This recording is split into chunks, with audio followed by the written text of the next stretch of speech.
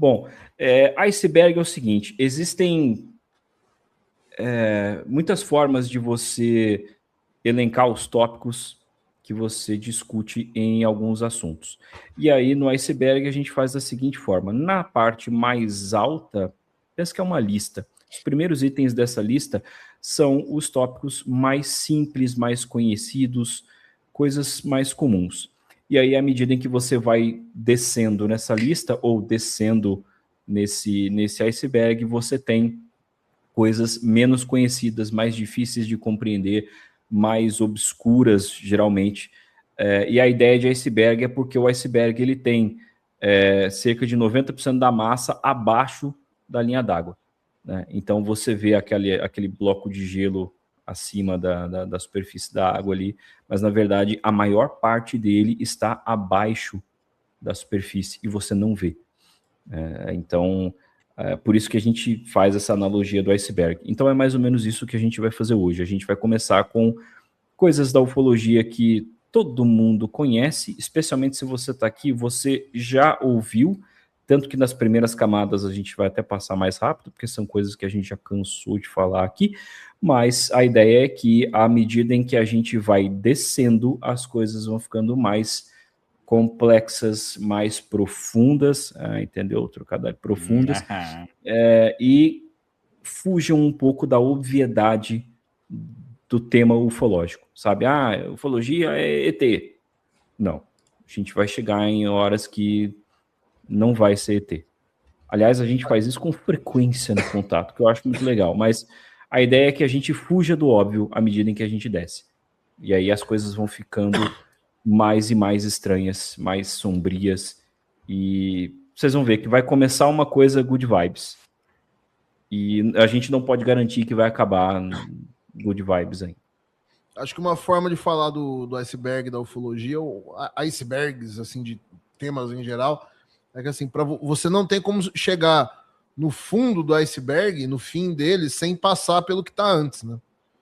Então, geralmente esses temas que vão ficando mais lá pro fundo, pro fim da lista, são coisas que para você chegar nelas, você foi meio que fazendo uma ligação de temas ali, você começa pesquisando uma coisa, isso te leva a outra e tal. De repente você se perdeu, você não tem mais vida e você tá morando dentro de um quarto coberto com páginas de jornal na parede, com cabelo comprido. Sim. E é isso aí. Tô eu nessas 2 semanas. Exato. Só lembrando que o pessoal que está acompanhando a gente na live de gravação também tem uma companhia visual. Nós vamos mostrando alguns slides que nós criamos, né? É uma apresentação em slide para o pessoal ir acompanhando a nossa linha de raciocínio também de forma, né, em imagem. Então, conforme que a gente for falando, a gente usa também de forma gráfica aí para as pessoas, tá? E depois a gente acaba disponibilizando isso dentro do nosso grupo de apoiadores também. Bom, como o Eduardo disse, eu acredito que o começo desse iceberg ele é muito simples, né? A gente não precisa nem ficar debatendo muito sobre essa parte superficial. Eu acho que dá para a gente falar que o começo desse, né, essa primeira camada, primeira faixa do iceberg, a gente está exatamente falando do que a gente mais faz no podcast. É falar de casos, é falar da história da ufologia, é falar de personalidades da ufologia, é falar sobre as criaturas mais clássicas, sobre as aparições mais clássicas, citar ali Kenneth Arnold, citar caso Roswell, falar de Gray, Beth Barney Hill, falar de Chupacabra, as entrevistas que a gente faz. Para vocês terem uma ideia, como que na maioria das vezes a gente está só ali arranhando a casquinha da ufologia. A gente não está nem indo muito a fundo no assunto, e dentro desses assuntos a gente acaba se aprofundando um pouco mais. Existem episódios que nós gravamos e vocês vão conseguir identificar, principalmente o pessoal que acompanha o nosso podcast há mais tempo, vai conseguir identificar que existem episódios que eles são de camadas mais profundas da ufologia, mas a grande maioria a gente está trazendo conteúdo da primeira camada. Se você gosta de ufologia, se você chegou aqui no podcast hoje, se você fala de ufologia com amigos seus, a gente está sempre na primeira camada. É onde a magia da ufologia acontece. Eu acho que a gente pode falar assim, né? É a droga de entrada. Isso. Bom, nessa primeira camada, né, como o Vini citou, a gente tem aí, eu acho que a gente pode dizer 90% dos nossos episódios, né, porque no contato a gente foge do óbvio e coloca aí temas que são mais profundos e menos conhecidos. A gente faz muita análise de documento, análises de livros que fogem né, livros e ideias que fogem da hipótese extraterrestre, que é a mais difundida nesses trocentos anos de ufologia.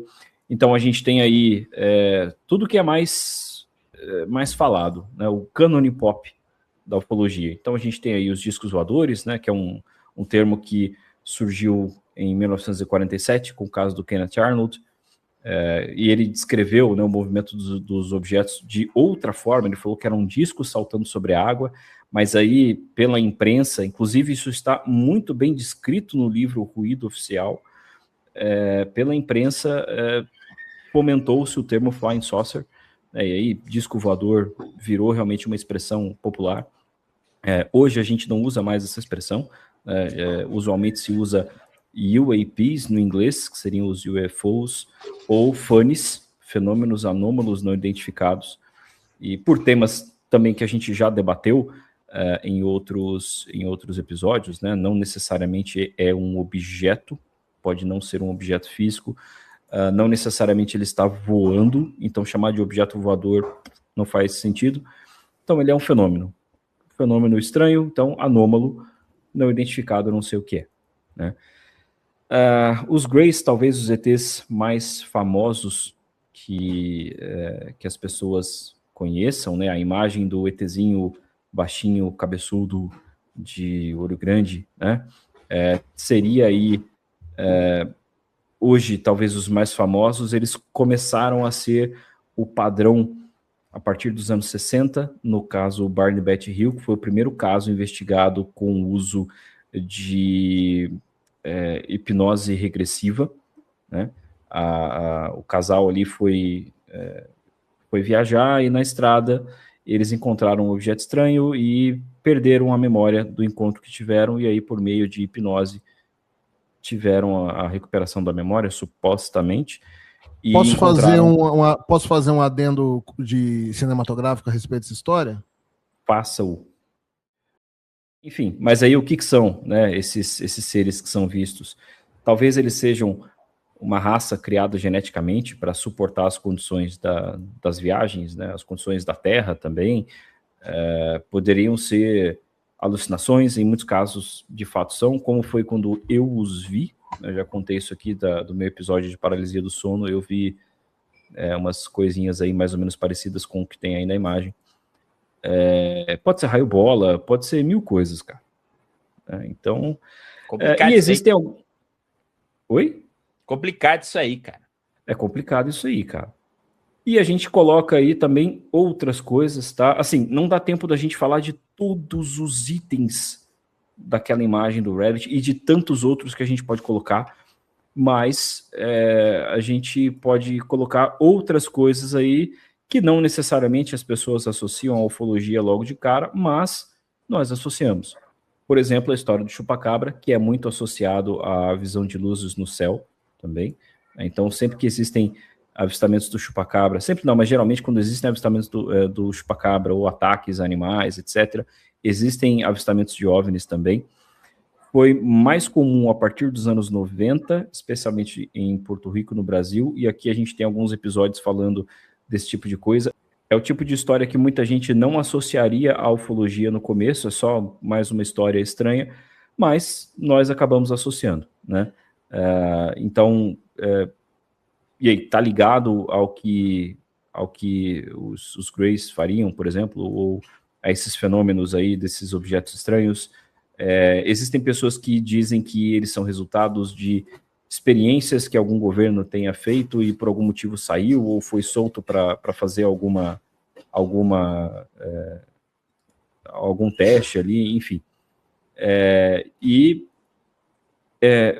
Geralmente se explica esses avistamentos como coiotes ou cães com alguma doença, como uma sarna, o que a gente sabe que não explica realmente tudo, né? E também não faz sentido com que os animais que são encontrados com o estado, né, das vítimas dessa criatura, os ataques de coiotes e cães, enfim, eles não fazem isso, mas aí é uma história, uma debate mais profundo que a gente pode fazer em outros episódios.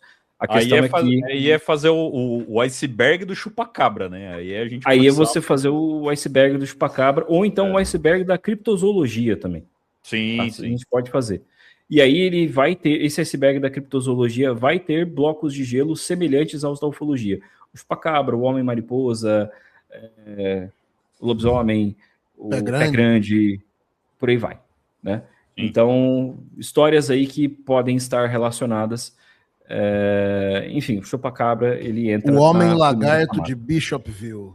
O Homem-Lagarto de Bishopville. O Homem-Lagarto de Bishopville. O Demônio de Dover. Também não. Mas, meu caro Leonardo Bussadori, eu quero ouvir a sua pessoa. Eu acho que quando a gente fala dessa primeira camada do iceberg, nós estamos falando do papo comum, né? Aquele papo de tipo assim, cara, você acredita em alienígena? É coisa assim, né? O que acontece é que esse é sempre um assunto que vira chacota. Não tem jeito, você não tem como fugir disso, exatamente porque você não tem comprovação, a gente já tem trocentos anos aí de histórias que acontecem, de relatos. Os relatos são sempre baseados na visão de uma pessoa, ela não tem como provar isso, ou mesmo que ela prove alguma coisa, ainda fica uma série de indícios para justificar o que ela viu, enquanto que algumas pessoas viram realmente alguma coisa, ficaram traumatizadas, inclusive por isso, mas ele acaba sempre indo para o campo da gozação. Só que, o que acontece? Você pode ter certeza que se você sentar numa mesa de chopp qualquer, todo mundo vai achar palhaçada, todo mundo vai achar engraçado, até a hora que alguém vai falar assim, mas aconteceu um negócio comigo, cara, que até hoje não tem explicação. Aí todo mundo fica sério. Uhum. Aí todo mundo fala assim, é verdade, não, aconteceu comigo também. E é nesse ponto, essa fronteira entre a nossa realidade e o desconhecido que as pessoas começam a ou invadir o lado, tentar descobrir o que tem por trás desse véu, ou então se fecham. Eu conheço várias pessoas que têm medo, que são céticas, mas não vai entrar num cemitério. Ou então, eu não gosto de assistir filme de terror, me incomoda, não, eu tenho medo. Mas você não é cético? Não, mas eu tenho medo dessas coisas. Vai que alguma coisa acontece. E assim por diante. Então, não é essa camada número 1, todos nós estamos, sem exceção. Até mesmo os céticos chegam num ponto em que falam assim, mas esse negócio não é muito estranho, eu gostaria que alguém me explicasse isso. Aí a gente entra nas explicações. Uhum. Essa camada 1 aí, eu acho que justamente por ela ser o passo inicial, a entrada nesses assuntos aí da ufologia, é nela que a gente encontra, justamente por ser o que a maioria conhece do assunto ou vai ter acesso mais fácil, você vai encontrar as representações visuais da ufologia, né? Quais são os dois grandes símbolos visuais, os dois logos da ufologia? O desenho de um disco voador é um símbolo universal. Qualquer pessoa no mundo vê um desenho de um disco voador, vai entender que aquilo é um disco voador. E o desenho do Gray, né? Da cabecinha do Gray com aqueles dois olhos. São, não à toa, né? São os dois símbolos da ufologia, as duas representações visuais mais conhecidas, amplamente conhecidas da ufologia, porque justamente estão na camada 1, né? É por onde todo mundo começa. E acho que à medida que a gente vai descendo essa escada, vai ficando mais difícil para a pessoa que não gosta do assunto, ou que talvez é um pouco mais cética e tal. A cada camada ela vai falando, aí desce mais um, não, isso não, sabe? Vai ficando mais difícil, vai ficando mais maluca a história.